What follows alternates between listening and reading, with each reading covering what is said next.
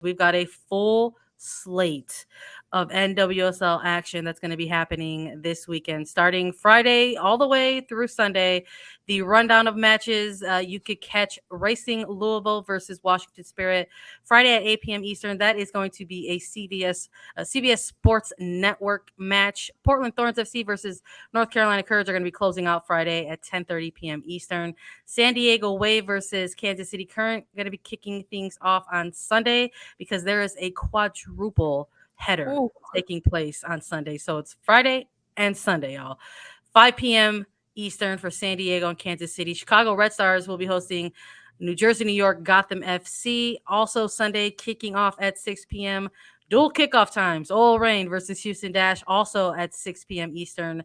And Orlando Pride versus Angel City FC, closing things out at 7 p.m. Eastern. Let's start with the teams that are going to be coming off of a very quick turnaround here. We're already chatting about them. Let's keep that same energy.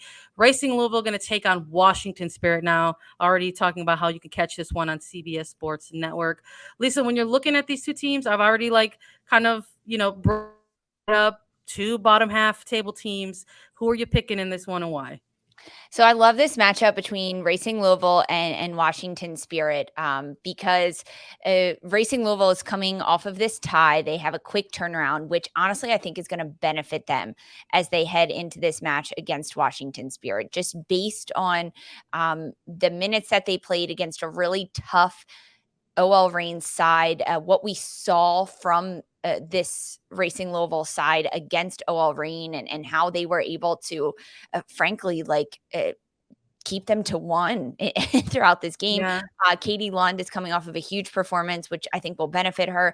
And Washington Spirit, I sound like a broken record, have not won a game since May 1st. All they've done is picked up ties and losses along the way. They're coming off of a huge 3-3 tie over North Carolina from last weekend. But if either of these sides, Racing Louisville or Washington Spirit, win this match, either of them will head into 8th place. And when you look at the standings and kind of how this has shaken out, Washington Spirit has played 14 games so far throughout this season. It's a 22 game season.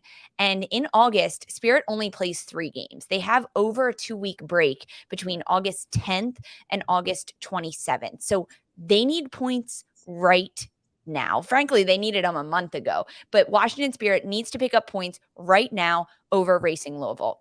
If Washington can get on the board first, score early, score fast against this Racing Louisville side, it's not necessarily going to deter Racing Louisville. We saw it against OL Reign. They were able to come back before half, stay in the game, and fight till the finish. But if Washington can get on the board first, score early and frequently, and just put pressure on Racing Louisville's back line with a high press, and then defensively lock it down in the back, that's going to be the best chance that Washington has because, frankly, Washington needs to win this game. In terms of Racing Louisville, they've got Jalen Howell right now sitting on 4 yellow cards, which is not a player you want to lose at this point in the season. So a player like that needs to be extremely careful. And Washington Spirit knows better than any other team when you have a young rookie that can get a temper, which Trinity Rodman was a lot last year. Teams went after her. If they go after Jalen Howell, I could see her racking up another yellow, which necessarily wouldn't benefit Washington, but would hurt Racing Louisville in the long run.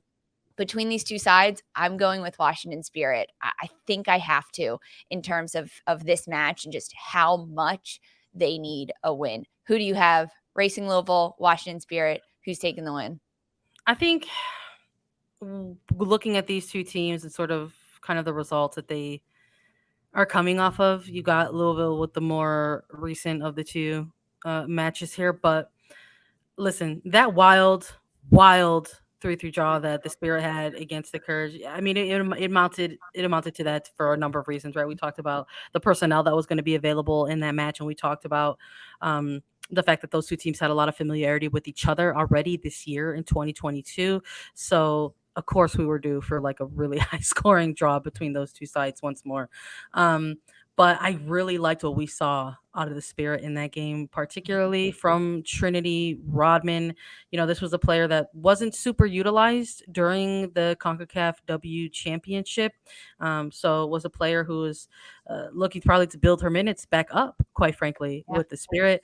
But also someone who can just go at that back line of Racing Louisville, of which they've had their defensive struggles this year. And not to put more weight on it, but I do wonder if this type of match, as we're looking at teams who are those bottom half table teams, if this is some of the matches that we're going to look at and say, like, this actually can have some real implications in this second half of the season for them. So I think it's got to be a full 3 points for either team. I think if you are one of Yeah. these teams going head to head against each other and you're coming out with a draw, or on worse, on the losing end of things, you're scratching your head and you're wondering, okay, what are we going to be playing for here for the duration of this second half of the season? Because you brought up a great point about 14 matches already for the Spirit. You've got 14 matches already for Louisville. So it's the second half of the season, but they're also running out of time. They don't have a lot of games They're left. running out of time.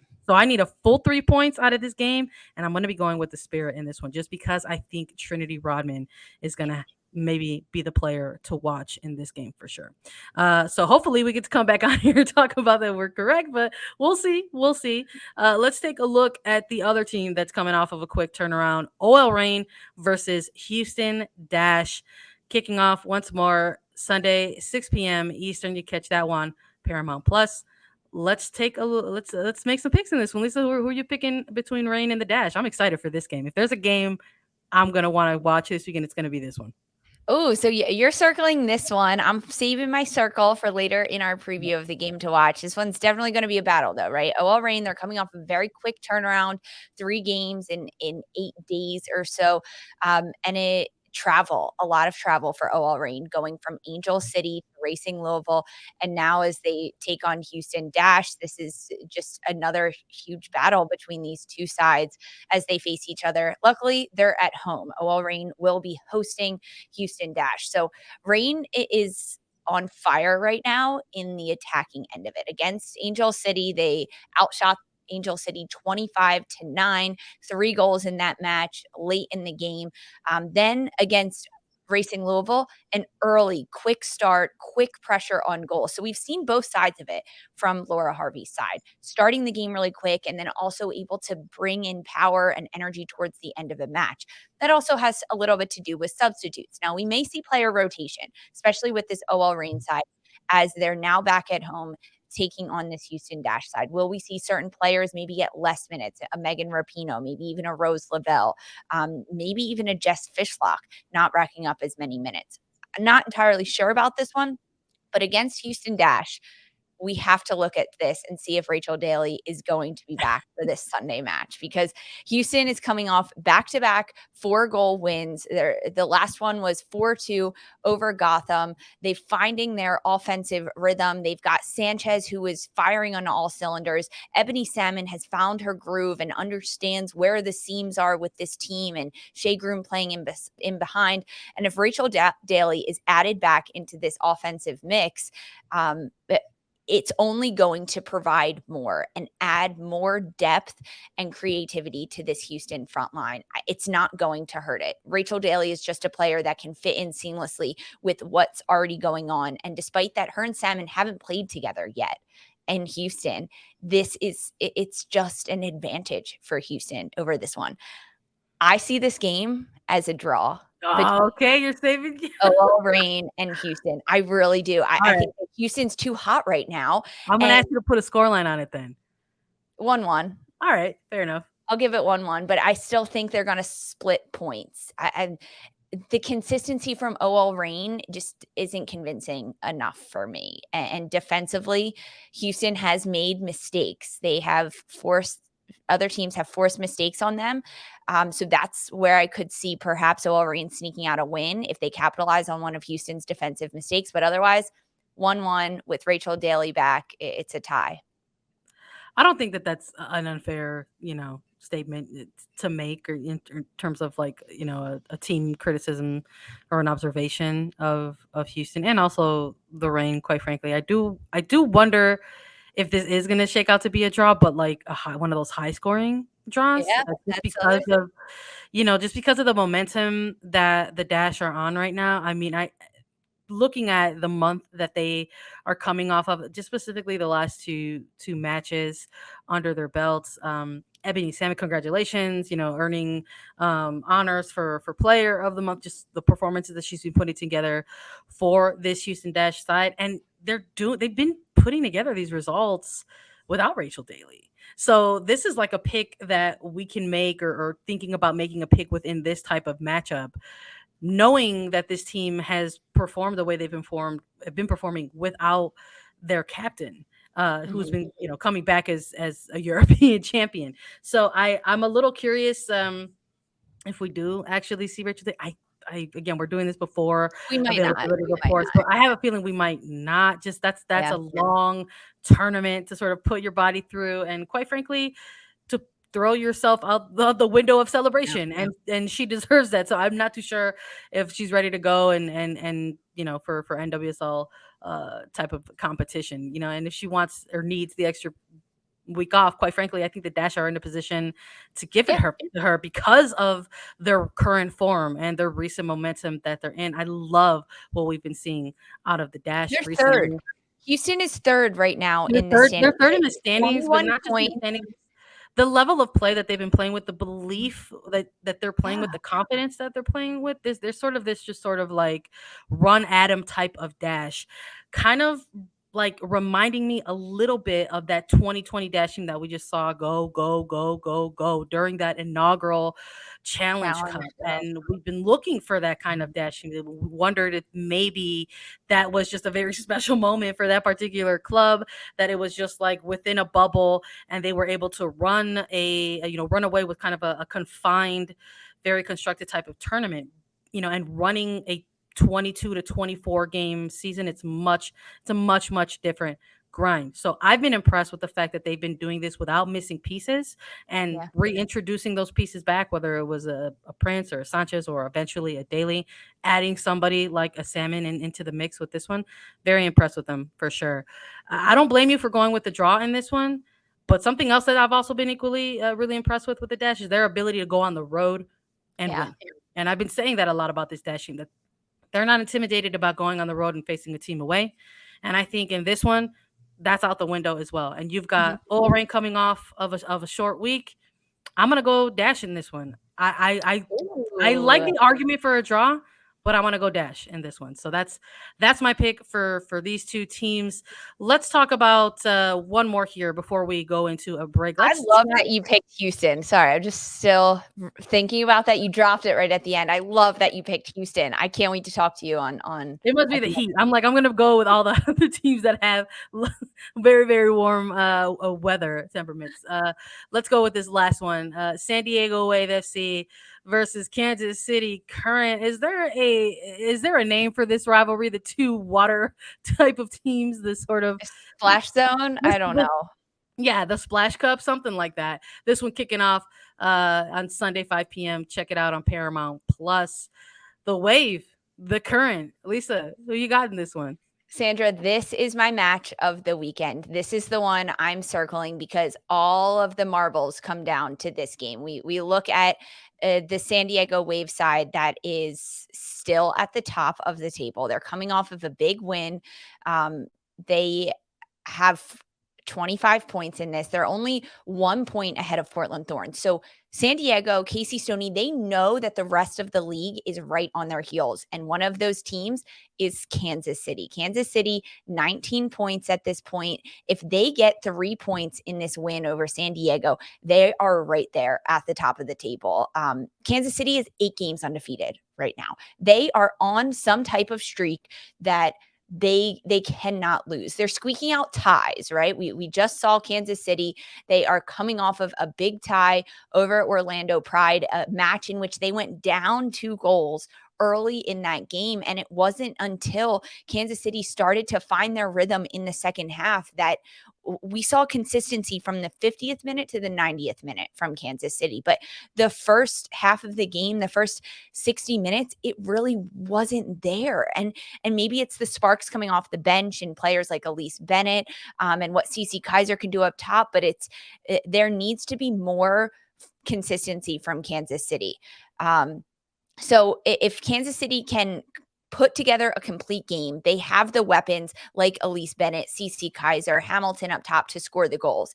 And remember, San Diego Wave FC is without Abby Dahlkemper for this match. She received a red card in the last time San Diego was out. So Kaylee Reel will be back alongside Naomi Girma in that back line, something that we've seen a lot this regular season. Dahlkemper dealt with a bit of an injury for a few weeks there. So this partnership between Reel and Girma is fine. I actually think it might do better against a side like Kansas City that has to deal with the pace of a player like Kaiser who can sit on back shoulders and get in behind. But something about this game tells me that San Diego is going to be knocked off the top of the standings. Kansas City is going to get a win. And with that win and jumping 3 points in the standings, San Diego not receiving any points in this potential loss, it'll be the end of the first place reign for San Diego after they've been there since May, essentially. I have Kansas City Current getting the win over San Diego Wave.